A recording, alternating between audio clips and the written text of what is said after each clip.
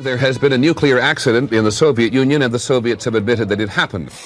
It's now clear that the Soviet Union has suffered one of the worst disasters in the history of nuclear power. Alguns erros são tão devastadores e destrutivos que não há como voltar, nem tentar esconder ou corrigir. Este é a Visão Libertária, sua fonte de informações descentralizadas e distribuídas.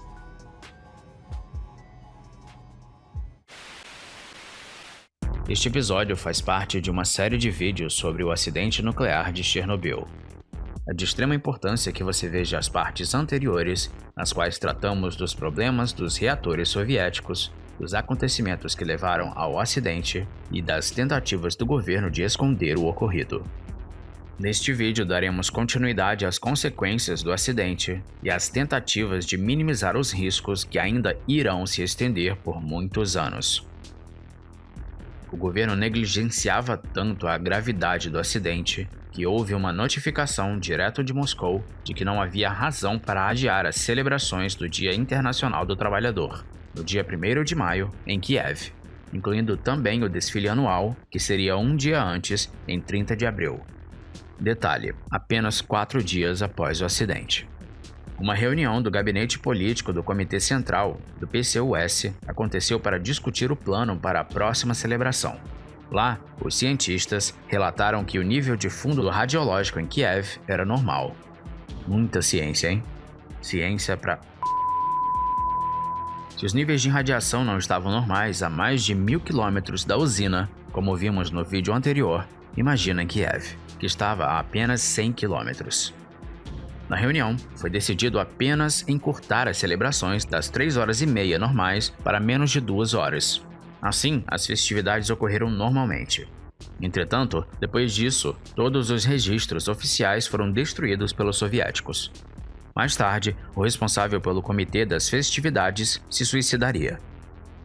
Enquanto isso, o reator exposto continuava aquecendo e emitindo partículas extremamente radioativas na atmosfera. E diferente de um incêndio, isso não pode ser apagado com água, pois, como explicado no primeiro vídeo, átomos de urânio não param de sofrer fissão, e a única maneira de impedir a reação em cadeia é colocando alguma coisa para absorver os nêutrons liberados. Então, numa tentativa de fazer isso, às 10 da manhã do dia 27, os primeiros helicópteros começaram a jogar uma mistura composta por areia, boro e outros materiais no reator exposto.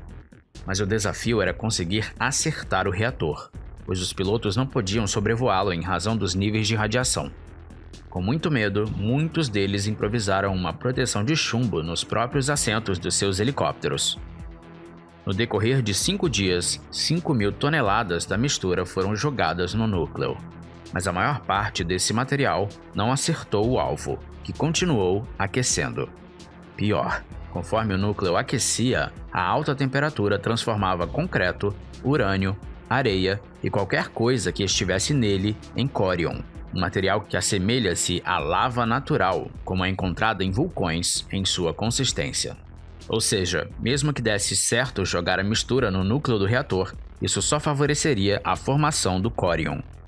Além disso, embaixo da usina existia um reservatório de água e havia uma preocupação de que se o córion chegasse até ele, com a formação rápida de vapor por conta da alta temperatura, uma nova explosão poderia ocorrer, o que liberaria ainda mais radiação na atmosfera.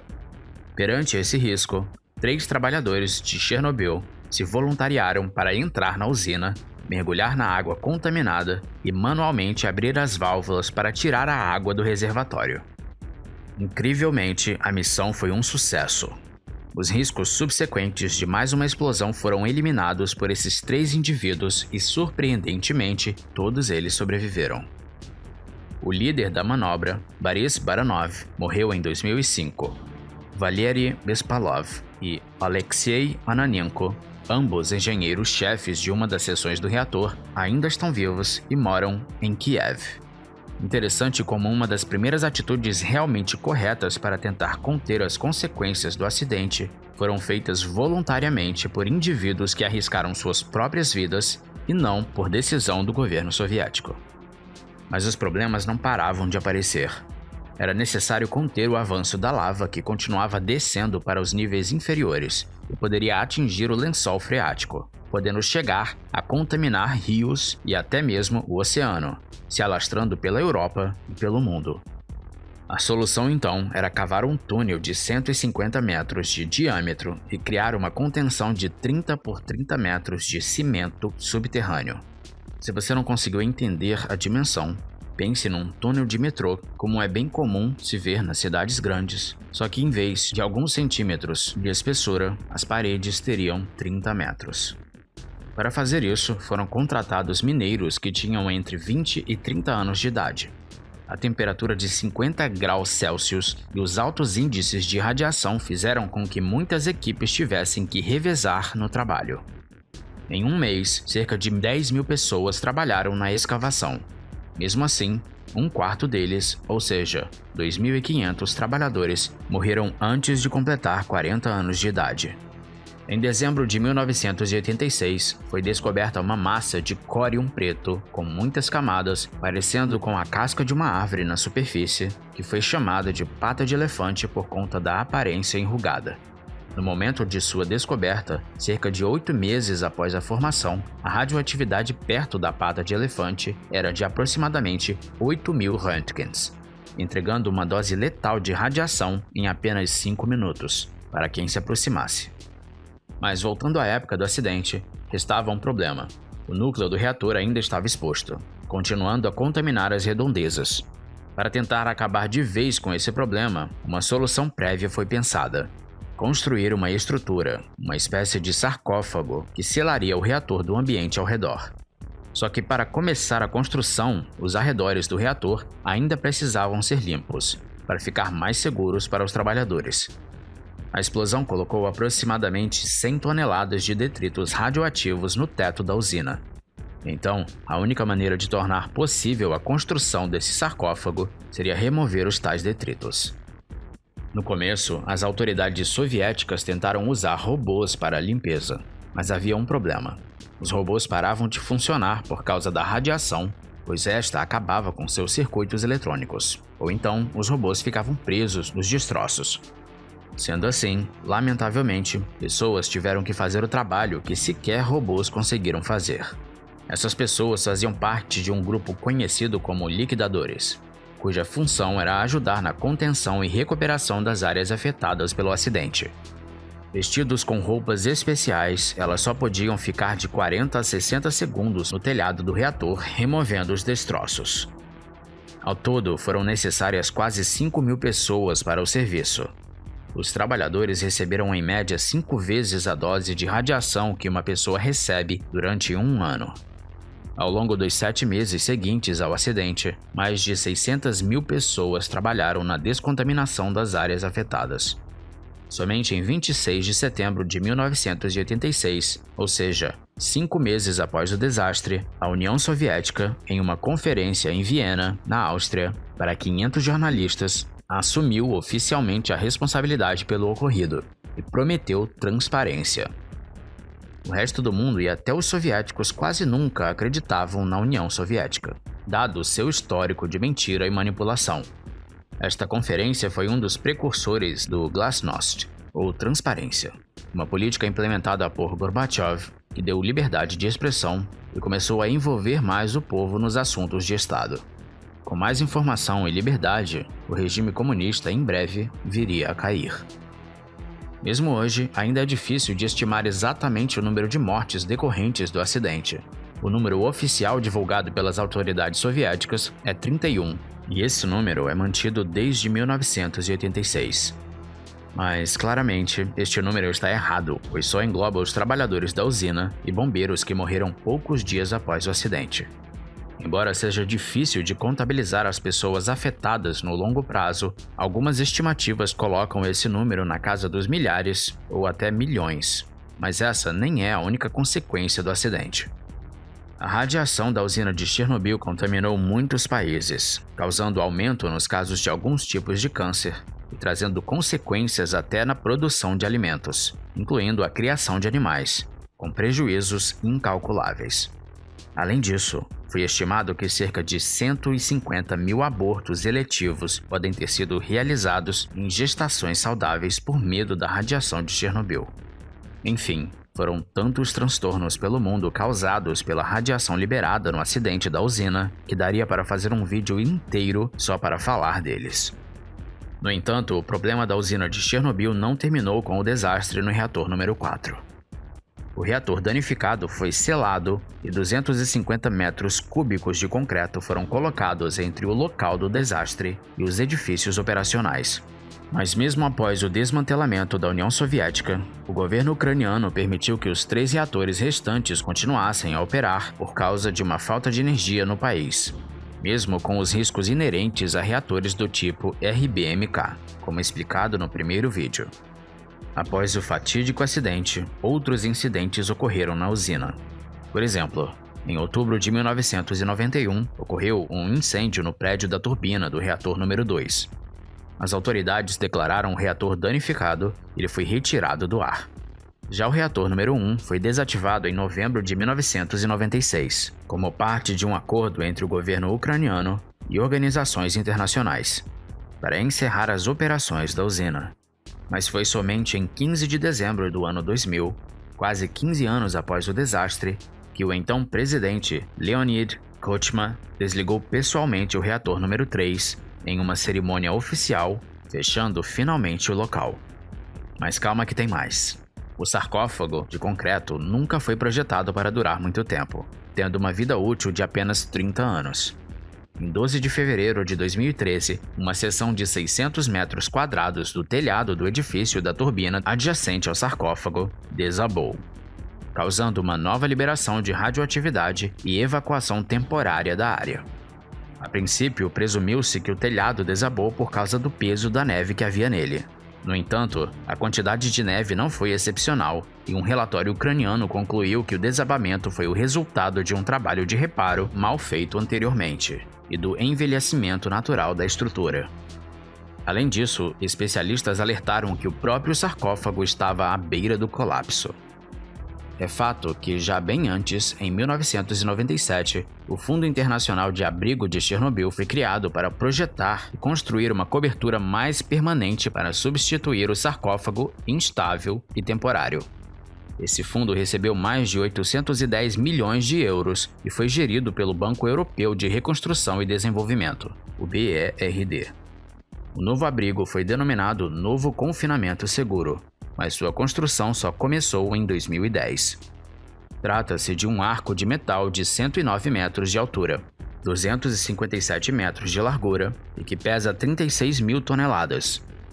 Foi construído sobre trilhos adjacentes ao prédio do reator número 4, para que pudesse ser deslizado por cima do sarcófago já existente. O novo confinamento seguro foi concluído em 2016 e começou a ser colocado no local em 29 de novembro do mesmo ano. Processo que durou várias semanas. Então, parece que o pesadelo finalmente acabou, não é? Só que não. Esse acidente gerou uma preocupação que assolará a humanidade pelos próximos anos. Isso porque os restos do reator número 4 e a pata de elefante precisam ser constantemente monitorados para evitar novas explosões. Mas o problema é que não é nada fácil fazer isso porque, lembre, ele está envolvido em um enorme sarcófago, e a alta radiação faz com que nem robôs consigam entrar na parte que ficava o núcleo do reator. Em maio de 2021, o New Scientist relatou que, desde 2016, os pesquisadores detectaram um aumento de 40% nas emissões de nêutrons de uma sala selada contendo grandes quantidades de córion, aquela espécie de lava altamente radioativa e endurecida contendo muito do combustível de urânio do reator 4, conforme explicado anteriormente. Os cientistas dizem que o aumento das emissões é indicativo de uma reação de fissão nuclear crescente. Porém, eles não sabem se isso se extinguirá, como já ocorreu em outras partes da antiga planta da usina, ou se uma intervenção adicional será necessária. Existem muitas incertezas. Não podemos descartar a possibilidade de um acidente, disse Maxim Savelyev, do Instituto de Problemas de Segurança de Usinas Nucleares da Ucrânia, o ISP-NPP, em entrevista à Science no início do mês de maio. Neil Hyatt, um químico nuclear da Universidade de Sheffield, na Grã-Bretanha, disse também à Science que a ameaça não pode ser ignorada porque, desde a construção do novo confinamento seguro, a quantidade de água da chuva que se infiltrava na estrutura está diminuindo. Como a água desacelera os nêutrons à medida que os níveis dela continuam caindo, os cientistas temem que a reação de fissão se acelere exponencialmente, de acordo com Hyatt, causando assim uma liberação descontrolada de energia nuclear. Em entrevista à New Scientist, Hyatt disse que a situação é motivo de preocupação, mas não de alarme, acrescentando, porém, que a aceleração adicional na produção de nêutrons pode exigir mais intervenções. Bom, seja como for, o fato é que o local ainda continua sendo um perigo constante. Por fim, a verdade é que o desastre ocorrido em Chernobyl foi causado, dentre outras coisas, por incompetência e negligência estatal. E como vimos, os efeitos desse acidente ainda estão longe de acabar. O enorme esforço de contenção e limpeza após o colapso já custou bilhões de dólares e não será concluído tão cedo. Tal como vimos ao longo das explicações dessa série de vídeos, o governo soviético não apenas sabia dos riscos das usinas com reatores RBMK, como ainda negligenciou e tentou esconder o desastre depois que ele aconteceu, assim como sempre fazia com incidentes anteriores. As consequências de todo esse problema ainda estão sendo sentidas e, pelo visto, irão perdurar pelas próximas gerações. Esse terrível acidente deixa bem claro como a centralização do poder no Estado para alocar recursos para suprir demandas, como, neste caso, a energética, pode ser catastrófico. E ainda, as consequências do desastre podem ser pioradas pela incompetência estatal. O antiético governo soviético e seu inerente sistema hierárquico de tomadas de decisão foram os grandes causadores do desastre de Chernobyl. E as mentiras propagadas pelo governo só agravaram ainda mais o problema. A lição do acidente de Chernobyl não tem nada a ver com energia nuclear ser perigosa ou segura. Ela é uma das formas mais limpas e eficientes de energia já descobertas, não sendo coerente temê-la em demasia simplesmente por conta desse acidente.